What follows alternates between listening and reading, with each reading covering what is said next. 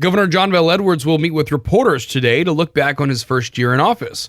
Don Molino has more on the governor's challenges and successes in 2016. Political analyst Bernie Pincinez says Edwards had to tackle an historic budget deficit he inherited on his first day, which led to 3 consecutive legislative sessions. He still doesn't have the revenue. He still needs to cut more. He says the governor also had to deal with 2 major floods, police shootings, and protests. Through it all, his approval rating is high for a Democrat in a red state. His popularity is 63%. Pincinez says a major challenge for Edwards in 2017 will be to make sure federal assistance gets into the hands of flood victims who are still trying to get back into their homes. I'm Don Molino. So what does Amazon's new sales tax collecting policy mean for customers? State Revenue Secretary Kimberly Robinson says not much will change.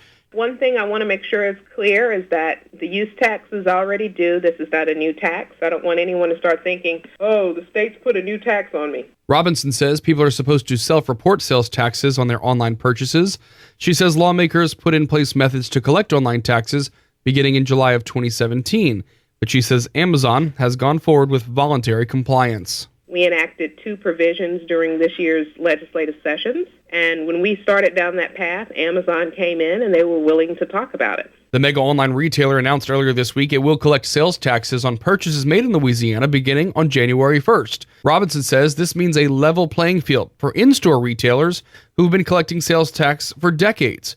She says it's also good news for the state budget. We've talked for years about the amount of money the state is missing out on as a result of online purchases because everyone doesn't realize that the use tax is due. So we should see an improvement in collections as a result of this. So today is the official first day of winter after a string of cold days, but we might not see many more cold days over the next 3 months. Jeff Palermo has a chilly update. State climatologist Barry Keim says the long-range forecast into March looks this way. We should average above normal with temperature and below normal with precipitation. Keim says that means there's a good chance we won't see any white stuff this year. Snow or frozen precipitation is certainly reduced with a forecast like this for the next 3 months. But he says these long-range forecasts are not always right. I mean, last year we were calling for a cool and wet winter. We ended up with a warm and wet winter. I'm Jeff Palermo.